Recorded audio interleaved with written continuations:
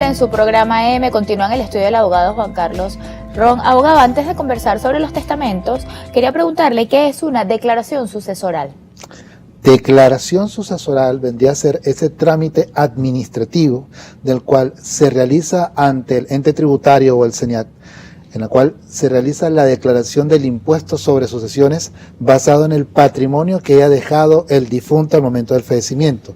Todos esos derechos, bienes y acciones, así como también las deudas, las cargas y las obligaciones, son objeto de una declaración de impuestos en la cual van a participar todos aquellos parientes con vocación hereditaria, y el cual esa planilla de declaración que se presenta dentro de un cierto tiempo, 180 días hábiles posterior al fallecimiento, que es el lapso para declarar y pagar en dado caso si hay algún impuesto o tributo a pagar, se presenta ante el SENIAT con el fin de cumplir con la obligación tributaria y además de ello obtener el certificado de solvencia que se va a acompañar a esa declaración, que posteriormente me va a servir para poder enajenar esos bienes productos de ese patrimonio hereditario si es que llega a un común acuerdo de los herederos de poder venderlo.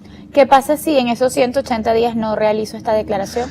Bueno, si en esos 180 días no realiza la declaración, se toma en cuenta que va a quedar una extemporaneidad. Es decir, va a hacer la declaración, es decir, tienes que hacer la declaración, pero va a quedar tardía. Y obviamente se configura un ilícito como es la falta de la declaración.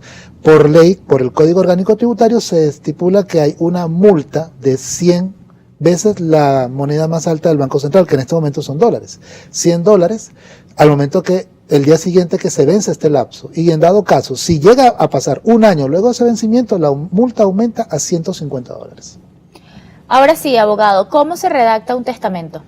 Bien, la redacción del testamento primeramente depende de la voluntad de la persona quien desea ordenar este documento. Es el principio primordial, la voluntad. La persona que en este caso desea, tiene la necesidad o en su defecto, digamos, quiere salvaguardar los derechos de aquellos herederos o aquellos parientes, en este caso los cuales él instituye como herederos dentro de su documento, él puede hacer la redacción de ese documento asesorado por un abogado, por un profesional del derecho, y obviamente distintas tipologías de testamentos según el otorgamiento. El más conocido y el que más recomiendo, si se quiere, es el testamento que ha sido debidamente otorgado en registro, es decir, protocolizado, porque es aquel que ha sido redactado por el abogado, claro, de común acuerdo y consulta con el testador, el cual va a expresar cuál es su deseo, es decir, de todo el caudal hereditario o de todo el caudal patrimonial que tiene, a quiénes se lo va a dar, en qué forma se lo va a dar, si es por medio de una herencia o un legado, y a quiénes va a llamar, siempre y cuando respetando lo que es la institución de la legítima que está establecida en la ley y que proteja a ciertos herederos legitimarios. Luego, obviamente, el abogado realiza la redacción, lleva esto al registro inmobiliario, al registro público, para efecto de que un abogado revisor verifique que el documento cumpla con todos los estatutos de ley para poder ser debidamente otorgado. Eso por lo menos es el más conocido. ¿Y debe estar notariado? Puede ser notariado. Tiene en este caso la fuerza un documento auténtico, documento público, pero igual debe ser protocolizado para que pueda surtir sus efectos. No hay una clara estipulación en la ley que tiene que ser uno u otro. De hecho, la ley de registro y notarías estipula que puedes otorgar un testamento tanto en notaría como en registro, pero dentro del punto de vista es para que el testamento pueda surtir sus efectos luego que el testador haya fallecido, es necesario que sea protocolizado en registro. Puede pasar por notaría, pero necesario tiene que pasar por registro igual. Y en vida lo puedo cambiar las veces que yo quiera. Como desee, porque la voluntad nuevamente priva sobre ese documento. Es un aliado entonces para proporcionar seguridad financiera a nuestros familiares, y vuelvo con esta pregunta que le hice con el tema de los seguros. ¿En Venezuela las personas se anticipan a su muerte y hacen un testamento? Lamentablemente no. Lamentablemente no lo hacen porque no sabemos cuándo nos vamos, como justamente lo dijimos, sabemos que es seguro, pero no sabemos cuándo, y lamentablemente no prevemos esto. Y en ocasiones siempre pensamos que cuando realizamos un documento de esta naturaleza, pensamos que estamos enfermos, y eso siempre suele pasar incluso cuando dice, deseo ordenar mi testamento, y lo común que dices, ¿te encuentras bien? ¿Estás enfermo? No, simplemente porque yo quiero en este caso poder, digamos, prever para el futuro después de mis días. Estoy bien, me encuentro bien, pero quiero hacer esto. ¿En qué caso se puede impugnar un testamento?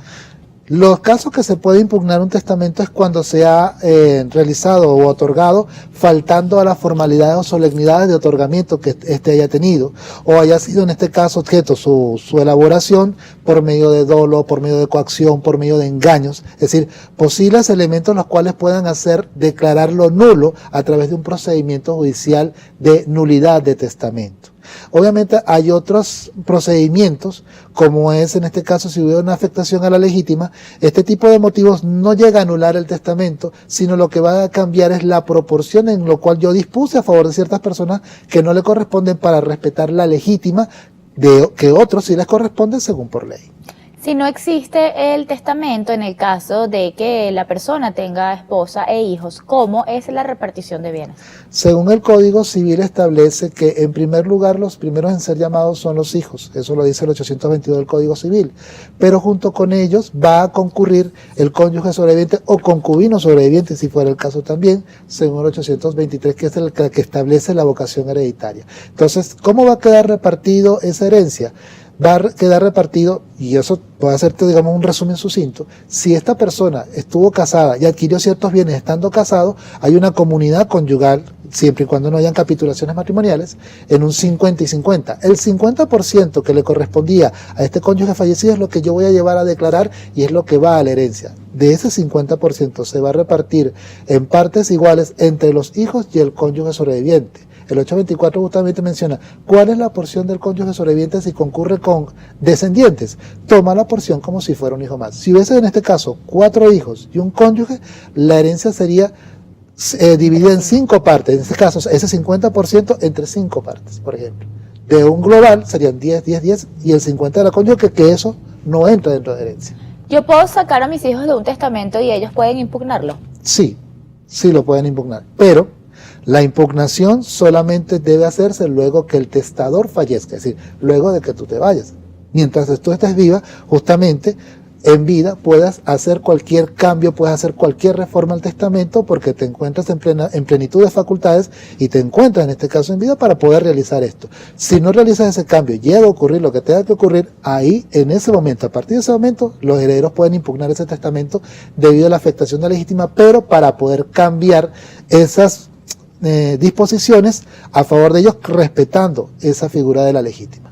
Gracias, abogada. Hacemos una nueva pausa. En la próxima parte vamos a responder las preguntas de nuestros televidentes. ¿Cómo? Estamos conversando con el abogado Juan Carlos Ron. Recuerden nuestros puntos de contacto, AM por GB en Instagram. Ya volvemos.